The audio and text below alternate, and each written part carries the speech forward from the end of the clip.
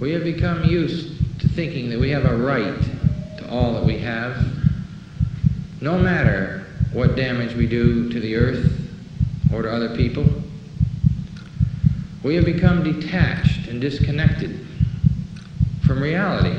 We have become detached from the earth. We have become detached from the feelings and lives of people elsewhere if it interferes with our right to maintain our lifestyle and standard of living. I would submit to you that we're on a course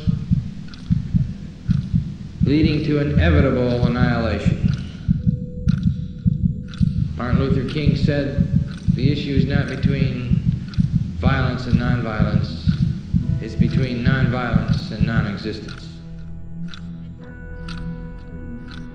The course we're on in the first world is a course of ultimate destruction. Do we want to be part of this course of ultimate destruction, or do we want to be part of hope and affirmation and justice for all people of the earth and for the earth itself, without which we cannot live?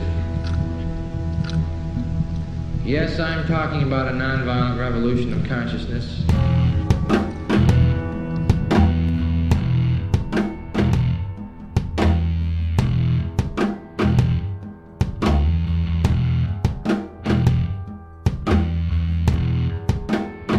Everyone comes to a point in life in which we reflect upon those things that matter.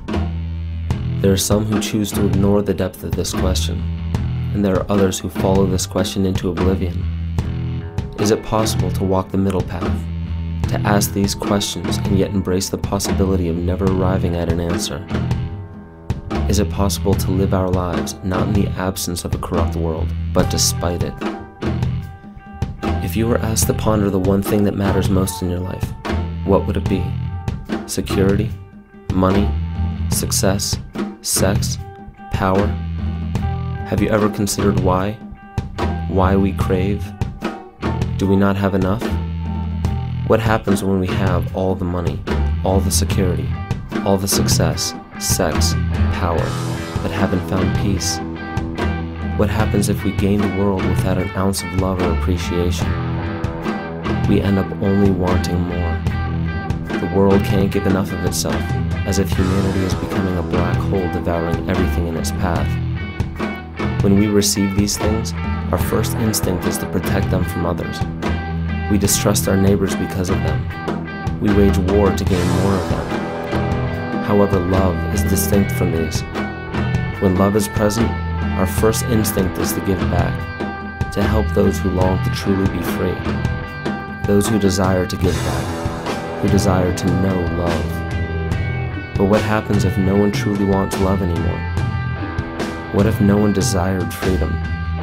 What if the greatest epidemic known to man has already infected the entire species? A whole race of humanity conned into believing that slavery is freedom, that fear is love, that suffering is happiness.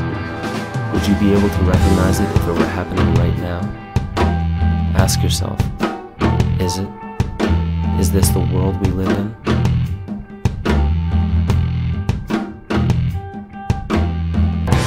You ain't got nothing to live for, you're better off dead. Yes, but what if a man has got something to live for? That's different. Then nothing should stand in his way.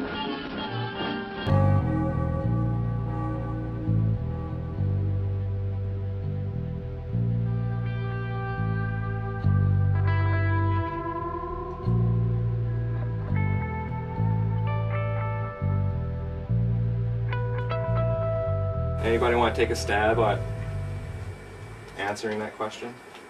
What is freedom?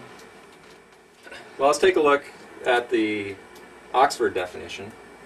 The power or right to act, speak, or think freely, the state of being free. That's kind of mechanical. I really don't like that definition. So what I did is I said, okay, well, what's the definition of a slave?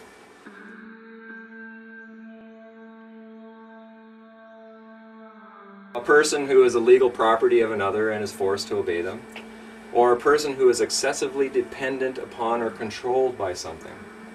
Okay? So if you're dependent on something, are you free? No. No. If you're controlled by something, are you free? No. No.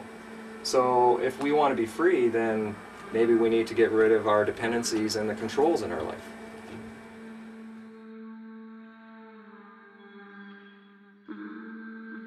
Rob, in the Pagé family, is an example of what happens when an average individual begins asking simple questions. Rob has removed himself from under external government and jurisdiction.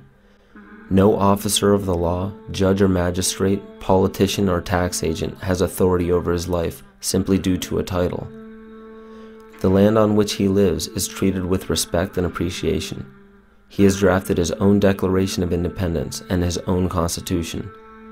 He has truly broken the bonds that fetter so many of us to dependency and dogma. However, to do this, far more than physical barriers had to be destroyed. Upon Rob's realization that he is truly becoming free, an inevitable realization of responsibility presented itself. When excessive dependence upon something is recognized within, the heart and mind revolt.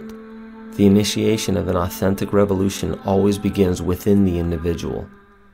Pay attention not to the physical steps he took to become free, but to the spirit of his path. For it is a personal path within all of us.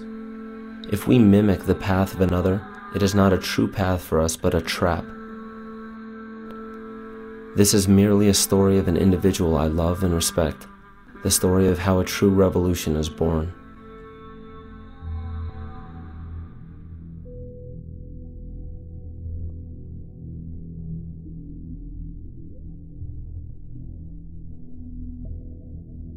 With self-governance, I am 100% responsible and 100% accountable for everything that I say and do. And that's what kind of led to us building the airship and to building a power system and living off-grid. But when we talk about off-grid, it's not just the power grid that we're talking about. You know, there's also the corporate grid. And so myself personally, I've you know, gotten rid of the mortgage, credit cards, loans, bank accounts. I don't have any of those kind of things anymore. So I'm off of the financial grid and I'm off the corporate grid as much as possible as well. If I started like growing our own food, generating our own power, then we're not susceptible to disruptions in the grid should there be a failure. And because of its complexity, the probability of that happening is increasing over time. The complexity of a system is a direct reflection of the amount of burden that the people are placing upon the system. Every government would have to grow if you keep placing more burden upon it. All of that burden is actually the responsibility that we no longer, as the citizens, want to take care of on our own anymore. We want our government to take care of it for us. So all of that burden feeds the system, and that's how the system grows. If a system is becoming faulty, if a system is becoming corrupt, that's because the foundation or the soil that that system has grown out of has become faulty and has become corrupt. So that's the first place that we need to start looking, is the foundation, the soil that this system grew out of. We need to start looking at the people.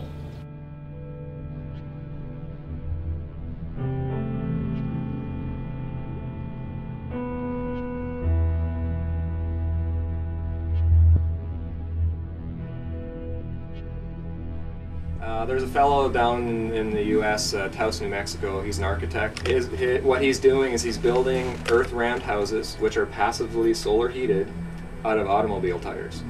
And you stack the tires like bricks, pack them full of dirt, and they're backfilled, and they're completely off-grid.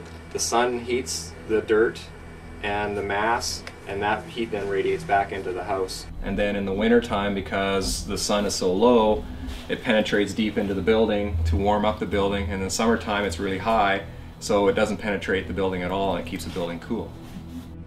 And you know, collect water off the roof into cisterns, and we recycle water in the house, and you know, solar panels for power generation. So the house essentially is like a self-contained ecosystem because it collects its own water, treats its own waste, generates its own power, generates its own heat, and it's all built out of recycled materials that are abundant out in our ecology. There's automobile tires all over the place, right? So trying to build houses out of materials that you can find readily laying around.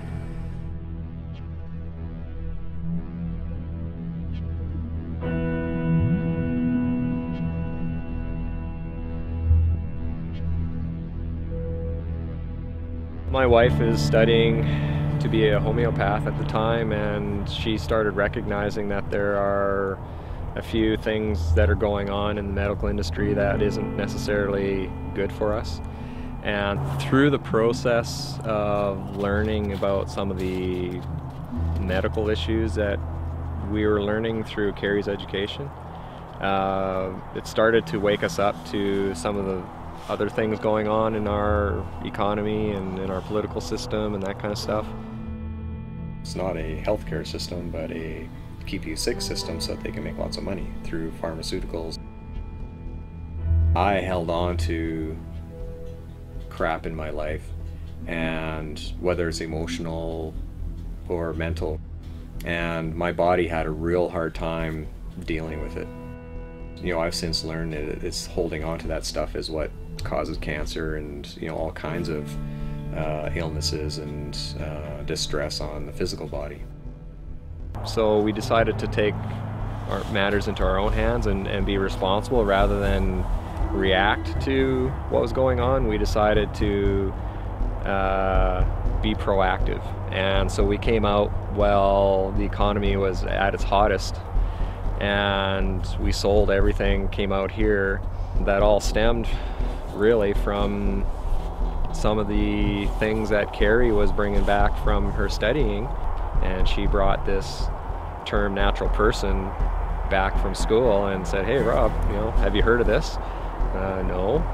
So I started looking into it and realizing that there's this huge deception going on in the political arena, well, and the medical arena and the economy and all that kind of stuff too. But my initial reaction was I was extremely angry and upset. How dare they do this? You know, they're supposed to be there to protect us and guide us and help us, not manipulate us. And that's kind of started my road towards trying to understand their system and learn what human rights is all about and what freedom is all about.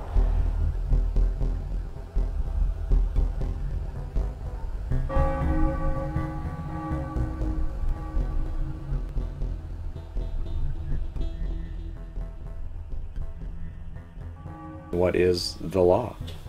What laws apply to every single man on this earth? Because they often say no man is above the law. Okay, so which law are they talking about then? Well, there's common law, there's civil law, there's contract law, there's Sharia law, there's Christian law, like there's all kinds of laws. Mm-hmm. Admiralty is just one of them. And when it comes down to it, a lot of those are only associated to activities depending on what we're doing and what we consent to. So corporations, for example, are all subject to a number of laws because they are the creation of the government. So the master gives the rules for the servant to follow. Okay? So does that apply to you? Well, unless you're a corporation or you're behaving as a corporation, the answer is no. So I asked the question, what is the law? The history of law gives us an understanding of its evolution, which is intimately linked to the evolution of our species. The function of law does not simply govern our physical actions. We have many layers of existence, including physical, mental, emotional, conscious, and spiritual. Because we cannot escape any of these, an affliction to one of them reverberates in consequence between all of them. It is irresponsible to assume that law pertains only to portions of our lives. Law is the very foundation of life itself. All law forms today are based upon our consent. Should the people of today discover the important truth that we can say no at any time, we may find a revolution within the current system to be inevitable. Everything we are experiencing is the evolution of experience itself. This is why I can't say what the future should look like. The second I give a model for the future, there will instantly appear a rebellion against that model. And that rebellion is very important because the future is not about ending up with a beautiful result. It's about learning from the process and allowing that process to always welcome change. There are three fundamental stages to our evolution: childhood, adulthood, and parenthood or leadership. A child is typified by being dependent upon external support for food, protection, and health. In the animal kingdom, the transition from childhood to adulthood is complete when the child is no longer dependent upon others to be fed, protected, and kept in good health. We are a species of perpetual children today in our society. And as easy as it would be to blame the political, economic, and societal system that breeds dependent people, it is an inescapable truth that the entire system is a reflection of the condition of its people. Seldom do we see adults today in the sense that they can govern themselves, which means it is even less frequent that we see individuals fit for parenthood or leadership. The stage of parenthood and leadership comes when not only can we govern ourselves, but when we are ready and willing to help others become self-governing. The leaders of today are unfortunately nothing more than children with adult bodies wearing leadership clothes. Our entire species is being faced with a choice: govern the self or be governed by others. 1, 2, 3, 4.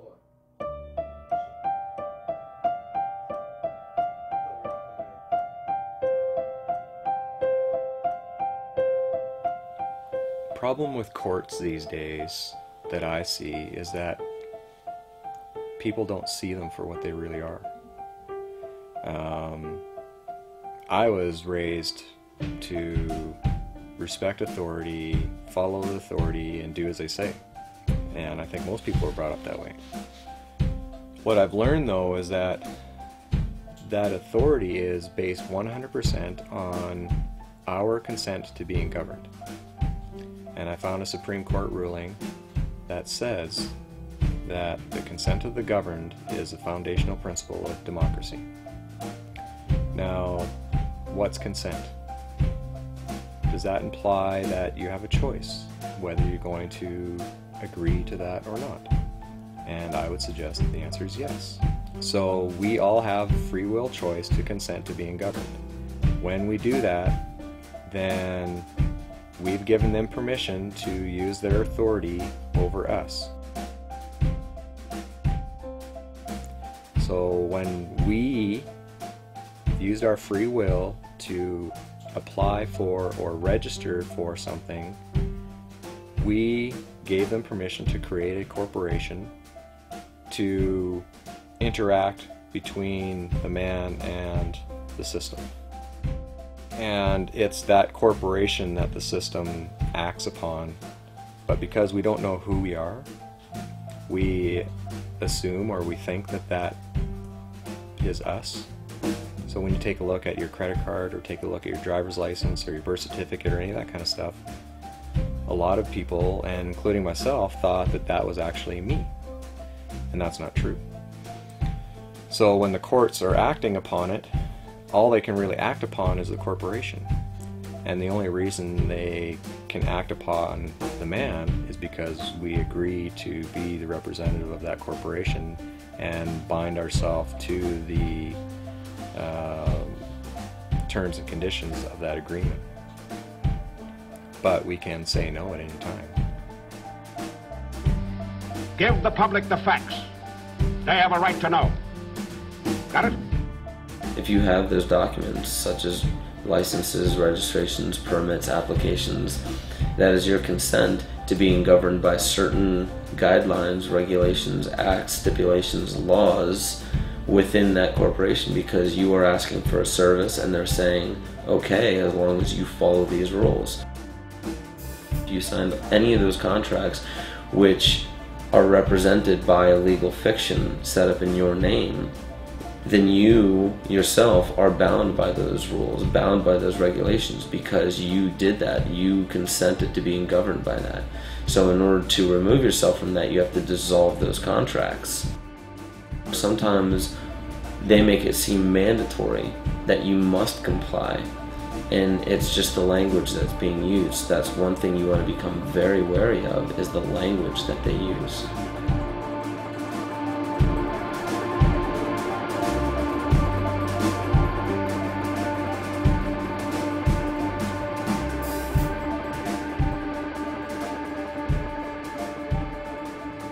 If I was to ask you, how do you define person, what would the normal definition out in our community be for that word?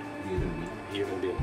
And if we take a look at the dictionary, it says a human being regarded as an individual. That's what we would normally view the word person to be. In law, okay, now we're using their words. Whenever you're dealing with corporations and the government and all that kind of stuff, person means an individual or incorporated group having certain legal rights and responsibilities. Not a human being regarded as an individual, but as an individual or corporation. So they actually said, compare artificial person and natural person. So I did. So I looked it up and I compared them. Artificial person, a legal entity, not a human being. Natural person, a natural person is a human being that has the capacity for rights and duties. Just because you have the capacity doesn't mean that you're going to use your free will to exercise them. You have the capacity for rights and duties, but it's up to you to exercise them. I actually found the legal dictionary that they use in the US. So every time they argue about the definition of a word, yeah, it's a volume that's as long as my arms of books. So by curiosity, I looked up the word person. And on each page there was probably, I would estimate, about 15 different definitions with each court case. And the word person ran for around 250 pages. So there was literally thousands of different definitions for the word person. How can anybody possibly learn all that in order to protect yourself? Well, part of the Magna Carta states that to none will we sell or deny a right or a justice. Well, what that means is that if you want to exercise your rights and you want to have justice, they can't sell it to you. They sure do now. It costs you hundreds of dollars an hour to hire a lawyer just so you can get justice. Sometimes there are things that are more important than bread and butter. Just what, for instance? The right to think for yourself. This is a free country where nobody can set themselves up as absolute ruler and force other people to do their bidding. And as our country grows, more and more you'll find men and women marching and fighting side by side.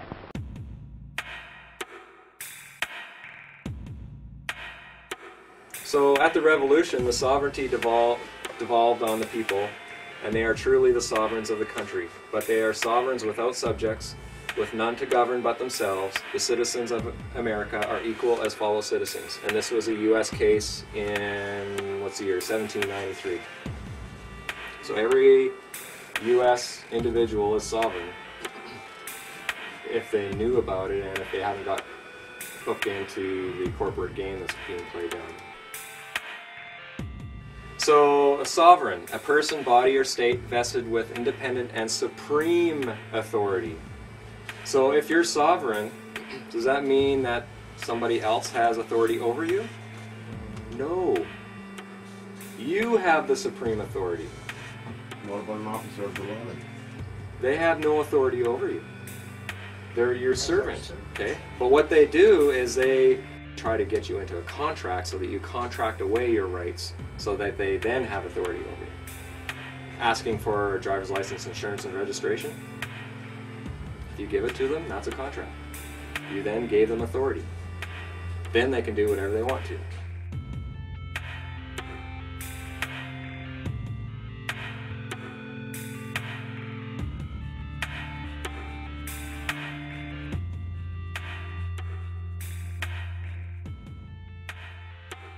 We elected to take responsibility and accountability for anything that should happen, as we should, because it's our building and we're building it. So we essentially went ahead with it and waited for the county to say something. About 3-4 months into the project, we received a letter. That letter essentially indicated that we noticed that there's some development. Please stop the development until you fill in a development permit.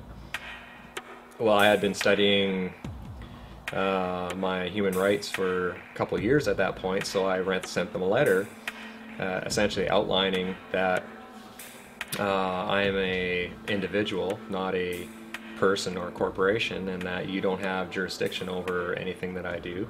And that your letter also indicated that if I sign this, you have permission to come on our property. So that implies that you currently don't have permission to come on our property.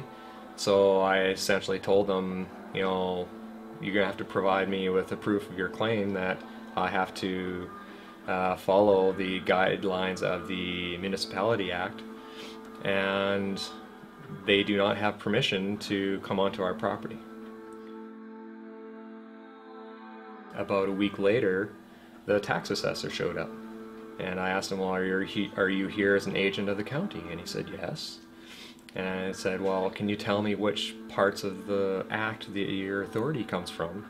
And so he told me, and I said, tell you what, let me look those up and I'll get back to you. And he was quite reasonable. He agreed with that, and he left without any incident. So I looked up the act and found out that he had to give me reasonable notice, and because he was an agent, I had already told the county that they didn't have permission to come on the property. So I had grounds for several charges, if I wanted to, of trespassing and breach of the Municipality Act against this guy. So I confronted him on it. The final result was I got a letter from the minister indicating that I had several good points in my letter, and that he encouraged me to settle my dispute with the county, and he essentially washed his hands of the whole thing. And I haven't heard from the county since. They've left me alone now for 2 years. I can't have freedom unless I also recognize that I have a duty. And I have a duty to share with people what I've learned from not only the legal aspect, but also the spiritual, emotional, mental, and physical freedoms that I've been working on. I felt that part of my duty was to start getting out there and start teaching this.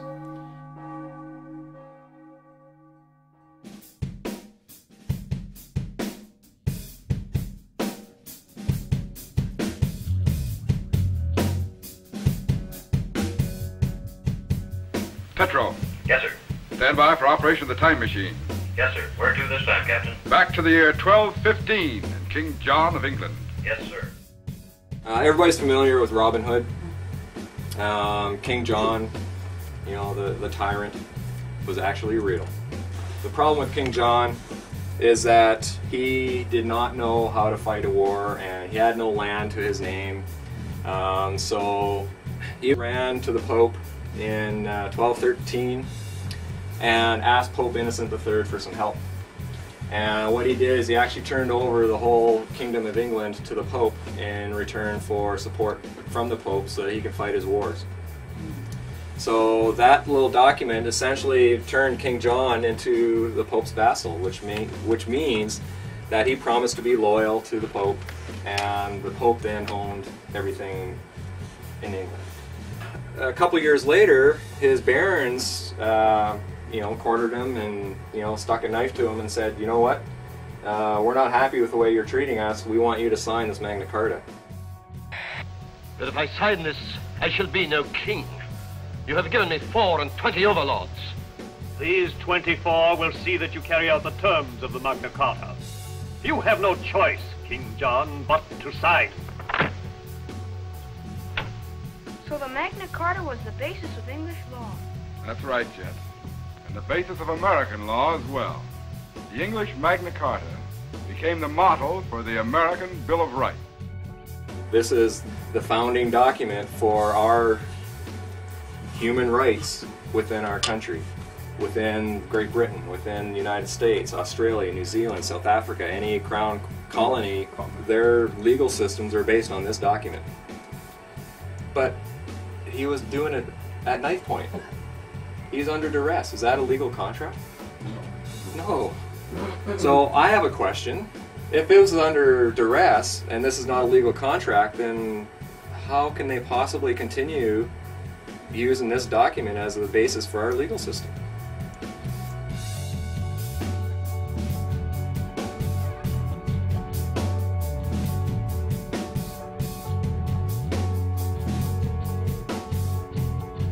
I would suspect that most people would recognize that a valid contract would require that the individual sign on his own free will. And that wasn't the case. And the Pope at the time, Pope Innocent III, recognized that as such because he also said that it was invalid.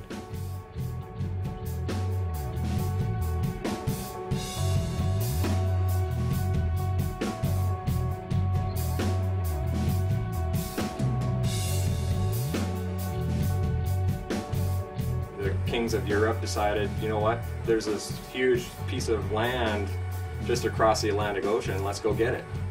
And so how they did it though is they chartered corporations. You know, the king set up a corporation and it was funded by the king and bankers and that kind of stuff, and they came over and they stuck the flag into the ground and say, you know, we claim this for the King of England, and set up shop and started dealing with the First Nations people that are here.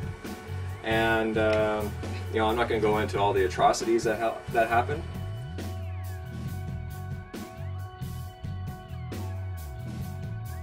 Literally millions of First Nations people died, either as a result of disease, wars, starvation, and so that genocide took place just so that they can colonize this land. You know, it's a sad chapter in our history. But we also have to recognize that that's the past, and so let's move on and let's try to live in harmony with one another now without pushing our will against another, and try to come to terms with the things that were done in the past. It was essentially the corporation that came and conquered this country, or this land, I should say, not the country. They came and conquered this land. It was all corporations that came. Now that those corporations are here, people started coming over and started immigrating to what they thought was Canada or the United States. And then in 1867 they passed this thing called the British North America Act. Now, did the people here vote on this? No. This is a piece of legislation from Great Britain. That's all this is. The BNA Act is just legislation from the Parliament in Great Britain. But it was passed off on us as a constitutional document. In order for you to have a constitution, the people have to vote on the document, not the representatives in the legislature. This document merged all of the colonies into one colony called Canada. That's all this document did. But it was passed off as forming a country. The people of Great Britain went and started traveling around the world and bringing their legal system with them. And even though the U.S. declared their independence in 1776, they still based their legal system on British system. They're all based on that common law system, but there's also the Admiralty system that came with it. Representatives from, you know, Canada, Australia, South Africa, New Zealand, you know, all those got together with Great Britain and started talking about, okay, how can we really set things up so that we can be autonomous from Great Britain? And so they actually met for a couple years, 1926 and 1930, to formulate how this was going to work. And then the king then passed the Statute of Westminster, and that essentially broke the tie between Great Britain and Canada. Okay, the king is no longer a part of Canada. Canada is no longer affected by any statutes or regulations from Great Britain. Because the link to the crown was broken, technically we are in anarchy. We have no document to actually set up the framework for how our government is supposed to operate in this land. In 47, they wrote a letters patent creating the office of Governor General. The Governor General is the head of this country. We have been compelled to create a permanent armaments industry of vast proportions. 3.5 million men and women are directly engaged in the defense establishment. Now, this conjunction of an immense military establishment and a large arms industry is new in the American experience. We recognize the imperative need for this development, yet we must not fail to comprehend its grave implications. There's not one piece of territory or one thing of a monetary nature that we want out of this war. We want peace and prosperity for the world as a whole. Let's go through these words and let's see if you understand them now. Okay? Governor General. What's a general? Military. Lieutenant. More generals. What's a company? It's like 4 brigades of man and heavy equipment. An officer. Okay? The taxpayer is actually an officer who holds an office. Commission. How many here work for commission under a social insurance number? So you're actually a commissioned officer. Okay, so even some of the financial terms have military connotations. And it's all done under admiralty, which is military.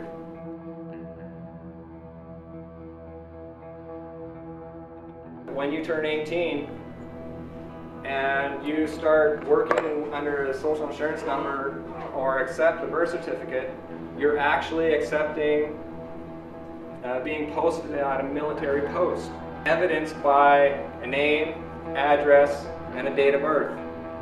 Because what was birthed? The vessel, right? It's a military vessel. So when you agree to be the legal representative of that military vessel, you agree to be manning that military post. Okay, that's why they need the name and birth date, so that they can prove that you're a private in their military. All of these documents, whether you're registering property or applying for driver's licenses, a birth certificate, all that kind of stuff, it's all in the public, which means it's all on the military side, and you're holding military offices when you have these documents on your possession. As long as you're manning a military post, technically you're at war. So, Clause 1 says, "We do hereby constitute." Who's we?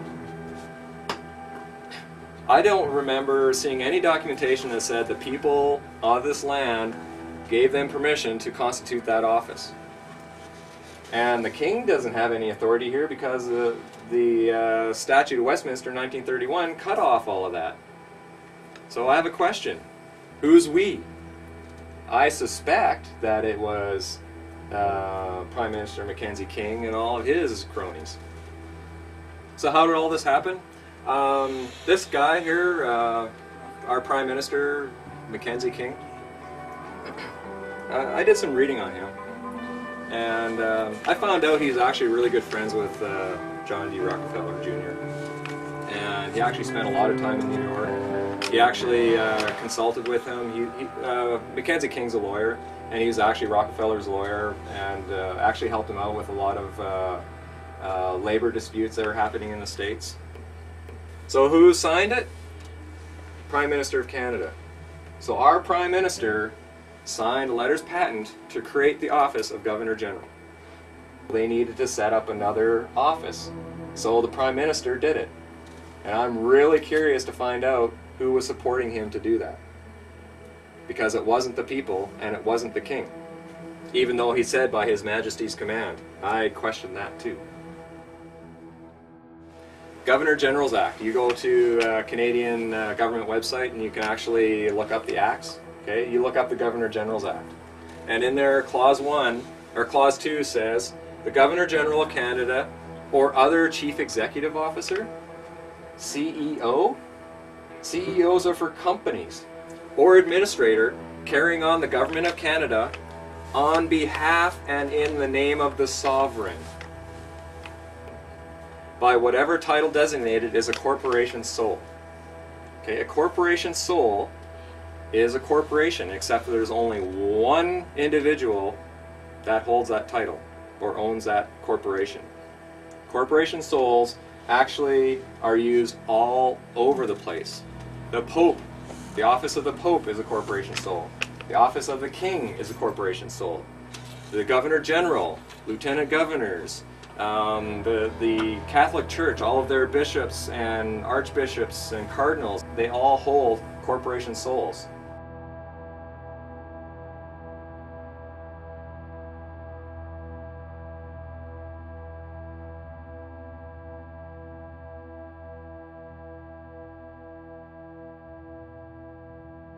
This was on the Governor General's website about 10 months ago. You won't find it now because they changed it. So I'm really glad I got a screenshot of it. But it says here, Canada is a parliamentary democracy and a constitutional monarchy. Yeah, whatever. This means Canadians recognize the Queen as our head of state. Canada's Governor General carries out Her Majesty's duties in Canada on a daily basis and is Canada's de facto head of state. Does everybody know what de facto means? Illegitimate but in effect. So it has no legitimacy, but because we've all accepted it, that gives it force and effect. Now, as soon as you get away from all the people and you remove yourself or segregate yourself through a private agreement or what have you, that becomes private. Now, the Governor General and the Queen, by definition, are only responsible for the public. Government is there to deal with the public for us, but they've turned everything public. As soon as you register property like land or vehicles or any of that kind of stuff, you turn that into a registered item which is in the public. If you're in the public, they assume that you're vulnerable and that you need protecting from others and from yourself. As soon as you're using all of your corporations, that's all on the public side and that's all governed by the public, which is the government. So part of the process that I went through was to actually explicitly say, I do not want to be governed.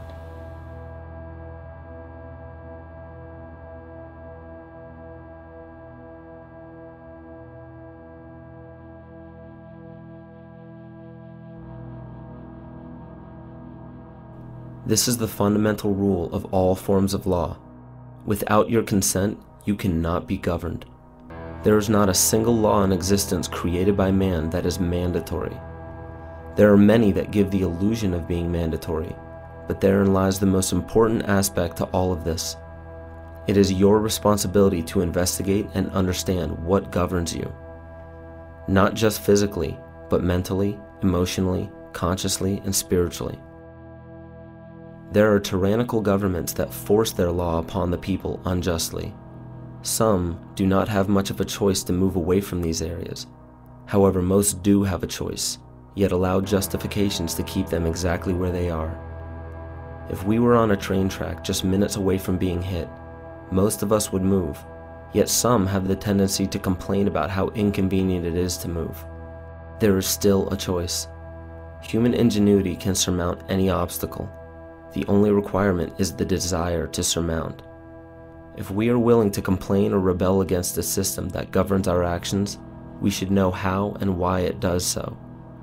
In doing this, it is important to understand who we are, where we are, and what options we have.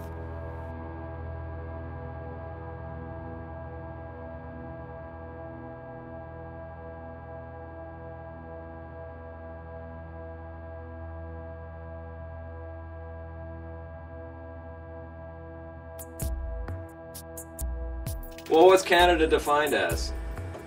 In the Interpretation Act, Canada, for greater certainty, includes the internal waters of Canada and territorial sea of Canada. Okay, now that word includes is a tricky word. There's a legal maxim that says the inclusion of one is the exclusion of all others. Okay, so whenever you see the word includes, it means it's this and nothing else.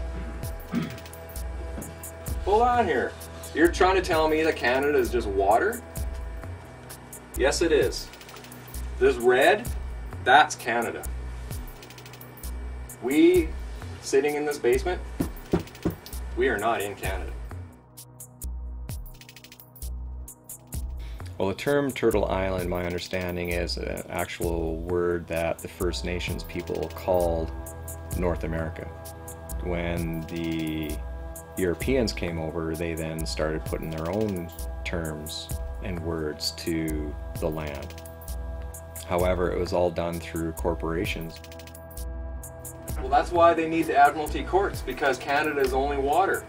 You can't have law of the land if you have no land. You need Admiralty Courts to operate in Canada because it's all water. You need your ships. Okay. Everybody know where they fly the flag on the Parliament buildings in Ottawa? On the top of the Peace Tower, because they don't have any land to plant their flag. We need land to plant a flag. Take a look at the U.S. Securities and Exchange Commission. You type in the word Canada, it's listed there. Canada actually has to file with the U.S. Securities and Exchange Commission every year.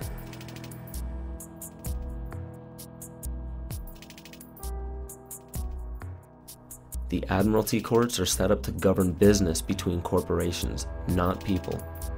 The jurisdiction of Admiralty Courts does not deal with human affairs. Only when humans, knowingly or unknowingly, represent a corporation by using licenses, registrations, certificates, and applications do they fall under Admiralty jurisdiction. It is a well-disguised fact that nearly everything we believe to be our country, our courts, our police departments, and even the documents that represent us as individuals are in fact corporations in the business for profit. Should you choose to remain a part of any of these corporations, it's important to understand that not only are you under their jurisdiction, but you do gain the benefits that they offer. The benefits in the agreement of becoming a citizen of any country is their protection. To be a citizen of any nation means that you have your citizenship. This ship is a vessel that contains your consent to be protected and governed by that nation.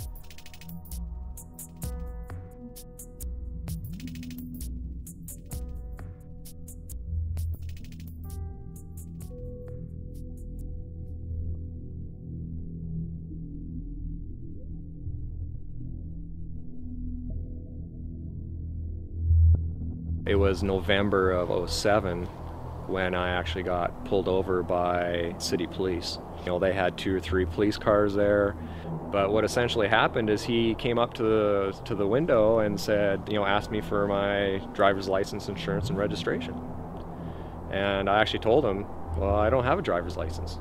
And he goes, yeah, that's why I stopped you. I'm not a corporation, and I do know that I'm not here to submit to other people's authority. I didn't realize it at the time, but I was actually testifying to him. I didn't need to tell him that I didn't have any of those documents. At that point, he then asked me, well, what's your name? Well, I told him, well, my friends call me Rob. I don't let a name define me, or I don't let a career define me. I'm not a name or a label. Again, I was testifying. I didn't have to disclose to him my identity, but it was enough information for him to make the link between that name and the name that he has jurisdiction over, which is the artificial person that was on the driver's license that was expired. And that was grounds enough for him to proceed with filing charges of driving without a driver's license. And he essentially gave me to the count of 3 to accept these, or he would continue filing more charges and tow the vehicle. And I finally accepted under, I was extremely stressed out at that point because I didn't want to lose my property and that kind of stuff. So I accepted them and decided to deal with it through letters. Like if I was a judge, for example, and you walked in and claimed that you're sovereign, one of the things I'm going to look at is, okay, does this guy behave like a sovereign? Did he, provide me with pre-notice and, try to resolve the issue before it even came to court? And was he honorable in his communications and his interactions with people? So at that point, I started a letter campaign, writing letters to him to ask him, for proof of claim of a whole bunch of things that he was claiming over me. And he essentially ignored all of those. So I showed up in court for the plea. Okay, now I know what the plea is all about, right? So I didn't go in there with all my books. I essentially went in there to essentially say, you know what, there is no harm done here. There's no cause for this court to be hearing. The judge wouldn't hear any of that. He kept asking me for the person, Robert Ernest Page, and I kept saying, well, I'm here on this behalf, because I'm not that person. I'm man.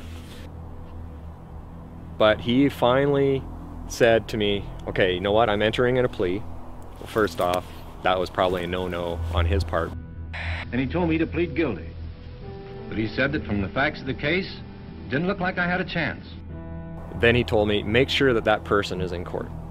I was still nervous, I was still shaken and that kind of stuff, but I left court excited because I successfully got the judge to recognize me for who I am, not as that artificial person. But I still have court to deal with. So when I got there, the Crown called me up, so I went up there. This is before the judge was there. And he asked me for my name.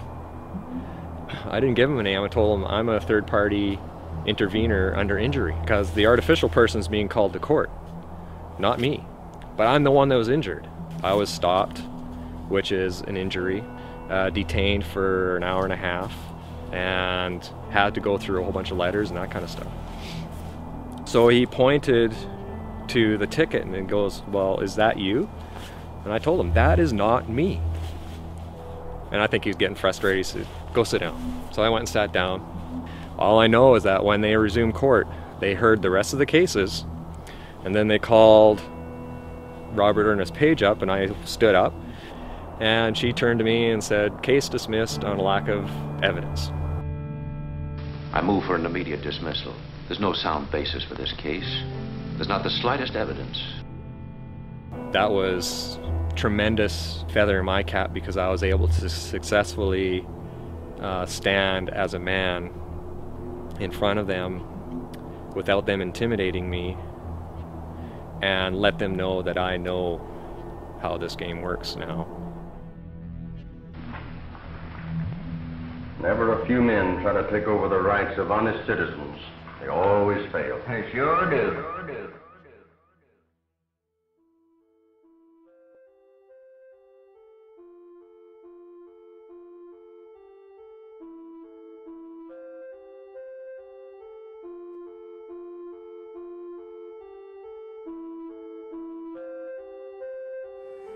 The created cannot be greater than the creator.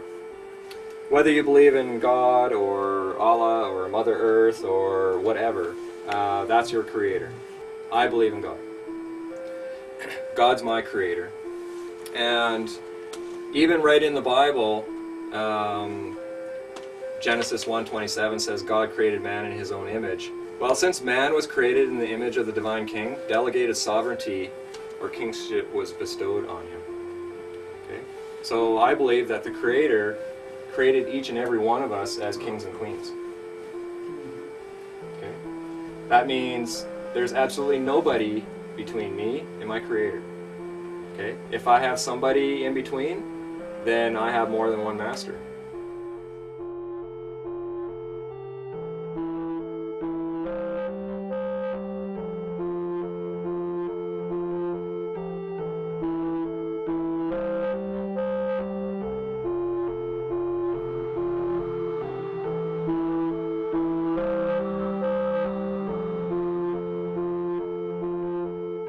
Masters could be the pursuit of money. Money would be one master that I used to bow to. I would do anything for money. Other people, I used to submit myself to other people's authority without even question. Whether that be, you know, a teacher or politician or police or whatever. Does that mean I don't respect them? No. I honor them for who they are and what they're doing and the path and the journey that they're on. But does that mean I have to bow to them as a master? No. Anything one fears could be construed as a master. But that also means that our creations are our servants.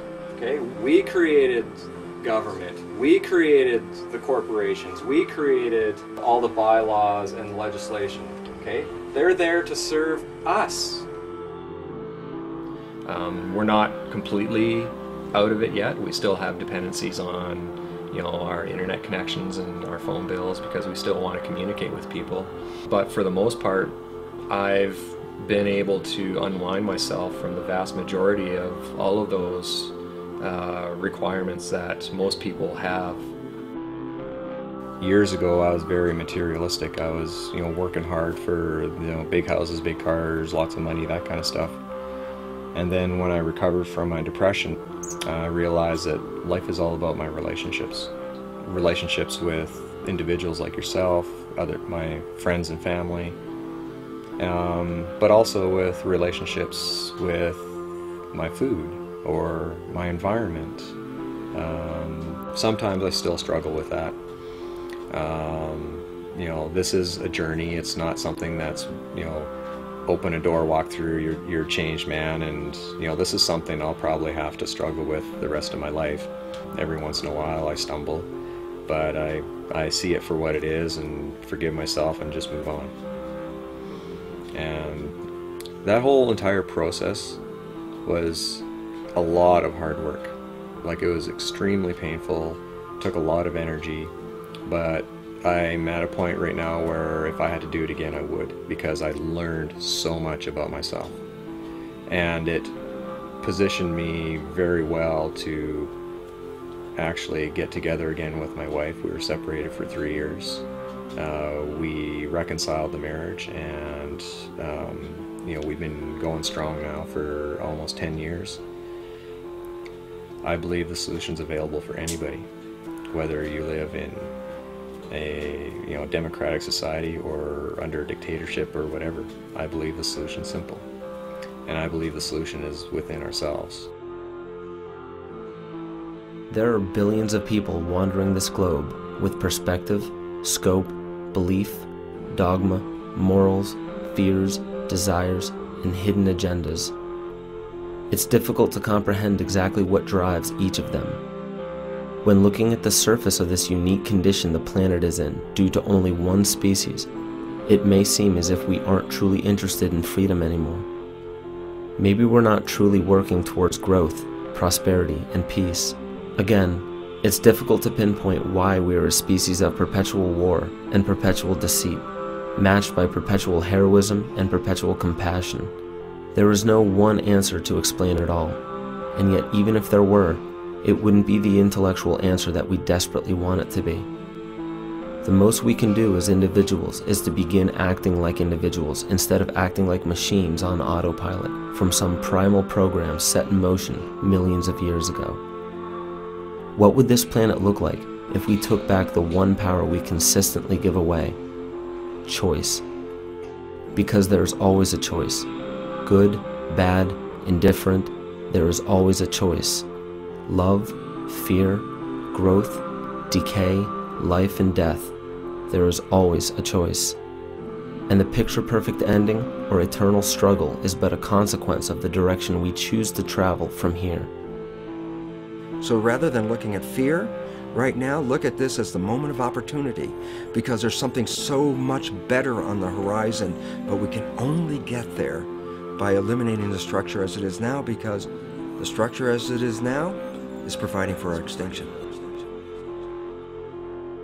Let the word go forth from this time and place to friend and foe alike that the torch has been passed to a new generation born in this century, tempered by war, disciplined by a hard and bitter peace, proud of our ancient heritage, and unwilling to witness or permit the slow undoing of those human rights to which this nation has always been committed and to which we are committed today at home and around the world.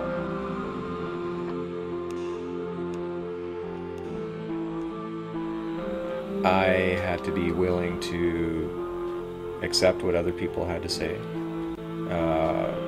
do critical thinking to evaluate whether it was true or not. I had to learn. I had to learn how to change. I had to face my fear and confront my fear. I had to be honest with myself, which was difficult. I had to learn how to let go. And I had to learn to stand up for what I believe. And I had to learn that it all took hard work to get through all of that.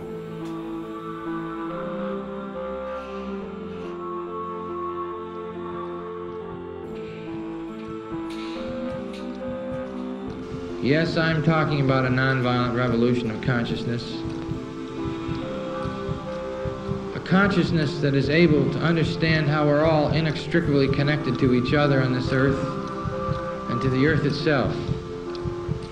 And that if we violate those fundamental principles, we do so at our own peril. Yes, we can continue to live in this delusion and the denials of reality because it's painful, it's frightening, sometimes it's terrifying. It's terrifying to face the truth. So I ask each of you to search your hearts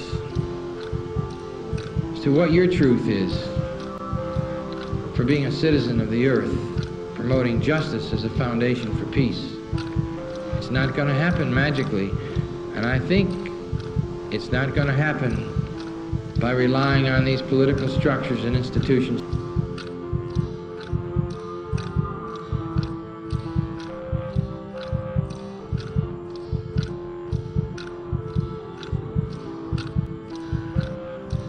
I think we're going to have to wage peace in the most extraordinary ways,